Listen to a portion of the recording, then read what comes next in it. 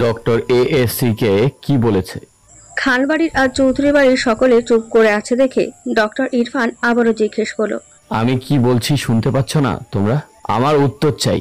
আমি যা জিজ্ঞেস করছি তার উত্তর দাও। কিছুক্ষণ আগে ডক্টর এএসসি খান বাড়ির আসাদ খানের হার্ট অপারেশনের জন্য ইটালি থেকে বাংলাদেশে আসার কথা। সকাল 11টায় অপারেশন হওয়ার কথা। তার 10টায় হসপিটালে উপস্থিত থাকার কথা ছিল। এখন 10টা 40 বেজে গেছে, কিন্তু ডক্টর এএসসি এখনো হসপিটালে এসে পৌঁছায়নি। তাই সবাই টেনশন করছিল, কারণ আসাদ খানের অবস্থা খুব একটা ভালো নয়। একটু দেরি হলে যে কোনো কিছু হতে পারে। খান বাড়ির আর চৌধুরী বাড়ির সকলেই এটা নিয়ে টেনশন করছে। তখনই একটা বোরকা পরিহিত মেয়ে মুখে মাস্ক, চোখে সানগ্লাস পরে হসপিটালে প্রবেশ করলো। চশমার জন্য চোখটা ভালোভাবে বোঝা যাচ্ছে না। খান বাড়ির আর চৌধুরী বাড়ির সকলে জানতে পারলো এটাই ডক্টর এএসি। ডক্টর এএসি এসে পৌঁছালেন 10টা 45-এ। ডক্টর আসতেই আজাদ ইমদাদ খান তার সামনে গিয়ে বললেন, আপনার কাণ্ডজ্ঞান নেই? এতক্ষণ লাগে আসতে? আপনার কয়টায় আসার কথা ছিল? আপনার 10টায় হসপিটালে থাকার কথা ছিল।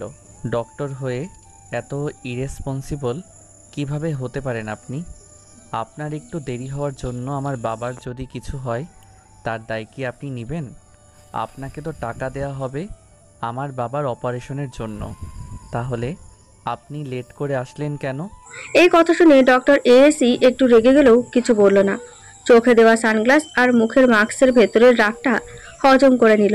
তারপর কঠোর স্বরে বলল, হোয়াট টাইম ইজ ইট নাও? এই কথা শুনে আয়াস সহ ওখানে থাকা সকলেই অবাক হলো। তারপর একটু কঠোর স্বরে বলাই সবাই একটু হলেও আন্দাজ করতে পেরেছে ডক্টর এএসি রেগে গেছে। তখন আয়াস ইমদাদ বলল, মানে? আপনি আমার কথা বুঝতে পারেননি? আমি জানতে চাচ্ছি কয়টা বাজে এখন? 10টা 45। অপারেশন শুরু কয়টায়? বেলা 11টায়। তাহলে আপনার কি মনে হয় ডক্টরদের আর কোনো কাজ থাকে না? 11টায় অপারেশন শুরু করতে পারলেই তো হয়। আমি কখন আসলাম না আসলাম সেটা ম্যাটার করে না। ঠিক টাইমে অপারেশন শুরু হয়েছে কিনা সেটাই ম্যাটার করে। ডক্টরদের টাকা দেন বলে তারা সব সময় আপনাদের কথা মতো চলবে, তারা তাদের নিজেদের কাজ করতে পারবে না। আপনার যদি আমাকে সেই দলের মানুষ মনে হয় তাহলে আমি দুঃখিত, আমি এই অপারেশন করতে পারবো না। এ কথা শুনে সবাই একটু ভয় পেল। সত্যি যদি এখন উনি অপারেশন না করে তাহলে কি হবে? আয়াজ কিছু বলবে তার আগে একটা পিচ্চি মেয়ে এসে ডক্টর এএসির হাত ধরে টান দিল। ডক্টর তাকিয়ে দেখলো একটা পিচ্চি ও হাঁটু তার সামনে বসলো। তখন মেয়েটা বলল, আন্টি, তুমি অপারেশন তো করো প্লিজ। যদি ঠিক সময়ে দাদুর অপারেশন না হয় তাহলে নাকি দাদুকে বাঁচানো যাবে না। তুমি জানো আমাকে কেউ দাদুর কাছে আনতে চাইছিল না, আমি জোর করে এখানে এসেছি। তখন ডক্টর এএসি বলল, তোমাকে এসব কে বলেছে মামুনি? তোমার দাদুর কিচ্ছু হবে না, তোমার দাদু একদম ঠিক হয়ে যাবে। তুমি জানো দাদু আমাকে অনেক ভালোবাসে। আমার জন্য রোজ চকলেট আনে, আমার সাথে খেলা করে, আমাকে নিয়ে ঘুরতে যায়। যদি দাদু না থাকে তাহলে দাদুর মতো তোমাকে ভালোবাসবে কে? চকলেট আনবে কে? আমাকে নিয়ে খেলবে কে? তুমি প্লিজ আমার দাদুকে ঠিক করে দাও। বলে পিচ্চি মেয়েটা কেঁদে দিল। ওর কান্না দেখে বাড়ির সকলেই কাঁদতে লাগলো। ডক্টরেরও খারাপ লাগলো, তাই বলল, তুমি একদম কান্না করো না পিচ্ছি, তুমি না স্ট্রং গার্ল। আমার দাদু ভাই বলে স্ট্রং গার্লরা কখনো কাঁদে না। তোমার দাদুর কিচ্ছু হবে না, তোমার দাদুকে আমি জাদু দিয়ে ঠিক করে দিব। দেখবে কয়েকদিন পরেই তোমার সাথে খেলবে। সত্যি? একদম সত্যি। আচ্ছা ঠিক আছে, আমি আর কাঁদবো না। আর আমি এখন থেকে চঙ্গাল হয়ে থাকবো। Very good. এখন আমি যাই, আমাকে রেডি হতে হবে, তারপর তোমার দাদুর অপারেশন করতে হবে তো। বলে মেয়েটা দু গাল ধরে মাথায় হাত বুলিয়ে উঠে দাঁড়ালো। তারপর আয়াজের দিকে তাকিয়ে বলল, আপনাদের সকলের লাক ভালো, তাই এখন আমি অপারেশনটা করতে রাজি হলাম। আর এখন যেটুকু সময় নষ্ট হয়েছে সেটুকুর জন্য আপনি দায়ী মিস্টার। বলেই ডক্টর এএসি হনহন করে চেঞ্জিং রুমে গিয়ে চেঞ্জ করে অপারেশন থিয়েটারে ঢুকে পড়ল। মুখে মাস্ক আর চোখে চশমা বিদ্যমান, তাই ওর চেহারা কেউই দেখতে পেল না। আগে থেকে ওর টিম এখানে এসে পড়েছিল। তারা ওর জন্য ওয়েট করছিল, কারণ ও যেখানে যায় ওর টিম নিয়ে যায় আর তাদেরকে আগে পাঠিয়ে দেয়। ডক্টর ইরফান তার সাথে থাকার কথা। ইরফান খান আসাদ খানের বড় ছেলে। ডক্টর এএসি ঢুকেই ইরফানকে বলল, ডক্টর ইরফান, আপনি আমাদের সাথে এখানে থাকতে পারেন না। আপনি এখান থেকে গেলে আমরা অপারেশন শুরু করব। এখন 10:58 বাজে। আপনাকে 2 মিনিট টাইম দিলাম, তার মধ্যে এখান থেকে চলে যাবেন। কিন্তু কেন ডক্টর এএসি? আমি এমনিতেও আমার টিম ছাড়া বাইরের কাউকে অ্যালাউ করি না, তবুও আমি আপনাকে অ্যালাউ করেছিলাম। আমি আপনাকে কেন রাখবো না সেটা আপনার পরিবারকে জিজ্ঞেস করুন। আপনি তখন জেদ করছিলেন বলেই আমি রাজি হয়েছিলাম, কিন্তু এখন মনে হচ্ছে আপনি না থাকাটাই বেটার। আপনি আপনার পরিবারের কাছে থাকুন, এখন তাদের আপনাকে দরকার। আরেকটা কথা, আমি আপনার কথায় এখানে এসেছি আপনাদের টাকার জন্য নয়। এখন আপনি এখান থেকে আসতে পারেন। ইরফান বুঝতে পারলো বাইরে কিছু একটা হয়েছে, না হলে ডক্টর এএসি এভাবে বলতো না। যতটুকু তার ব্যাপারে শুনেছে, সে খুব স্ট্রিক্ট আর রাগী। ইরফান খুব খুশি ছিল এত বড় একটা হার্ট সার্জনের সাথে থাকতে পারবে বলে। তার উপর তার বাবার অপারেশন, কিন্তু সেরকম কিছু হলো না। তিনি একটু হলেও এএসির ব্যাপারে অবগত, তাই তিনি বিনা বাক্যে অপারেশন থিয়েটার থেকে বের হয়ে গেলেন। তারপর বাইরে গিয়ে পরিবারের কাছে উক্ত প্রশ্নটি করলো। বর্তমান কি হলো বলো, তোমরা কি বলছো তাকে? তখন আয়াজ ইমদাদ এগিয়ে এসে বলল। আসলে ভাইয়া, আসল নকলে বাদ দিয়ে সোজাসুজি বলো। আয়াজ ইমদাদ সবকিছু খুলে বলল। তা শুনে ইরফান রেগে বলল, তোর সাহস হয় কিভাবে ওনাকে এভাবে বলার? তুই ওনাকে কতটুকু চিনিস, কতটুকু জানিস ওনার সম্পর্কে? আর ডক্টররা টাকার জন্য কাজ করে না। আমি কি টাকার জন্য ডক্টর হয়েছি? আমি ডক্টর হয়েছি মানুষকে সেবা করব বলে। যারা ডক্টর হয় তারা মানুষের সেবার জন্য কাজ করে। আমার কথায় শুধু তিনি এই অপারেশনটা করতে রাজি হয়েছিল।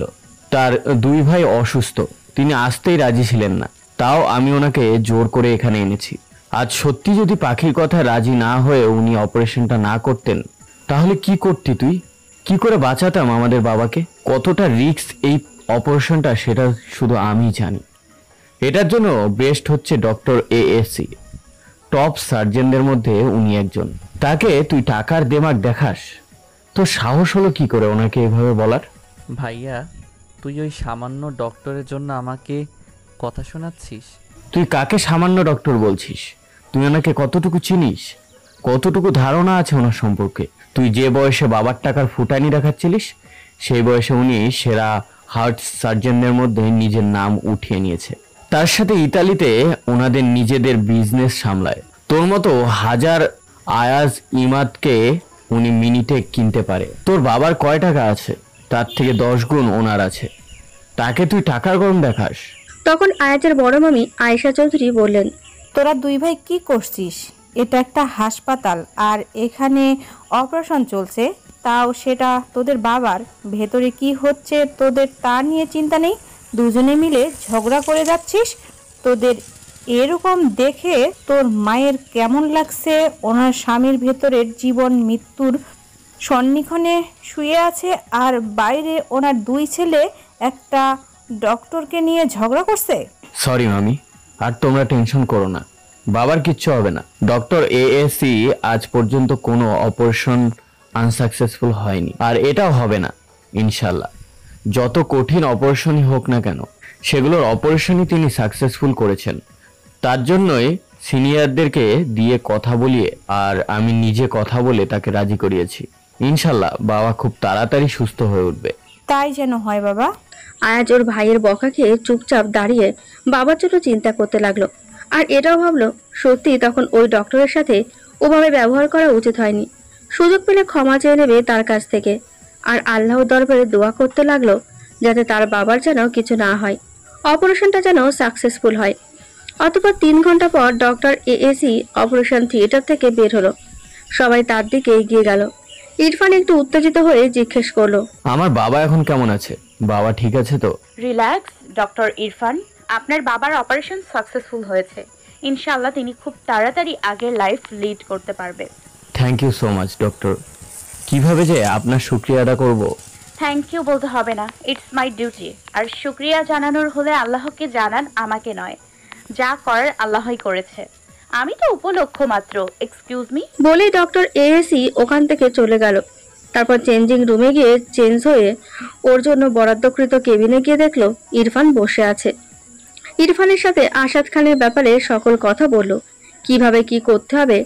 সব শেষে ইরফান বলল, আই এম সরি ডক্টর, আমি বুঝতে পারিনি আমার ভাই এরকম একটা কাজ করবে। আপনি আমার কথায় এখানে এসেছেন, আর এরকম একটা কাজ হলো আমি সত্যি খুব লজ্জিত। আরে ডক্টর ইরফান, আপনি কেন লজ্জিত হচ্ছেন? আপনার এখানে কোনো দোষ নেই। এখানে সম্পূর্ণ বিষয়টা আপনার ভাই করেছে, তাই তার লজ্জিত হওয়া উচিত, আপনার না। বাই দ্য ওয়ে, সেই পিচ্চিটার জন্যই আমি অপারেশনটা করতে রাজি হলাম। She is very cute and intelligent girl. হ্যাঁ, সে ইন্টেলিজেন্ট গার্লই বটে। শি ইজ মাই ডটার ইনাত খান। আমরা সবাই ভালোবেসে পাখি বলে ডাকি। ওকে, তাহলে আজ উঠি, আমাকে এক্ষুনি ইতালি ব্যাক করতে হবে। এখন চলে যাবেন? আপাতত ভিডিতে আমার কাজ নেই, আর দাদুভাই একটু অসুস্থ, আমাকে যত তাড়াতাড়ি সম্ভব দাদুভাইয়ের কাছে যেতে হবে। শুধু আপনারা দাদুভাইয়ের কথা রাখতে এখানে এসেছি। মানে?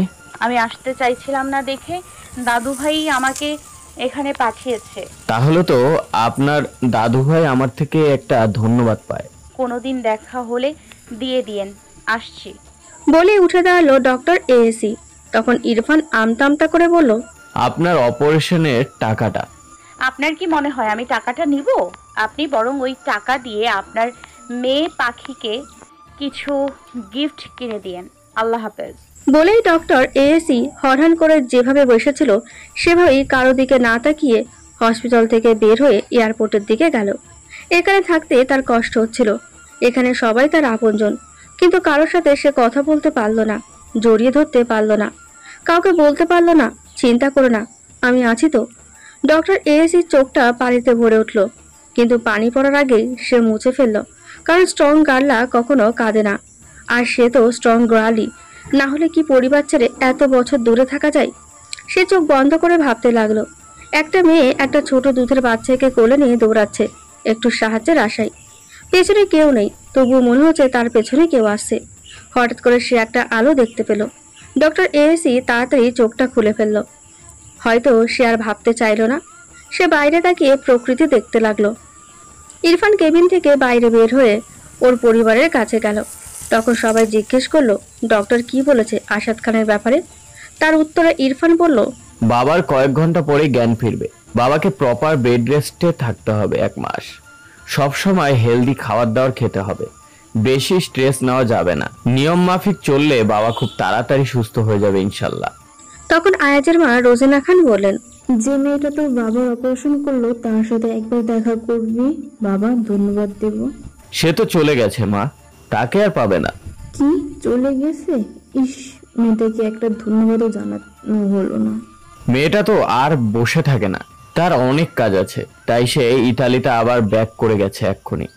আসলে তার দাদু অসুস্থ, তাকে রেখে এসেছে শুধু আমার কথা রাখতে।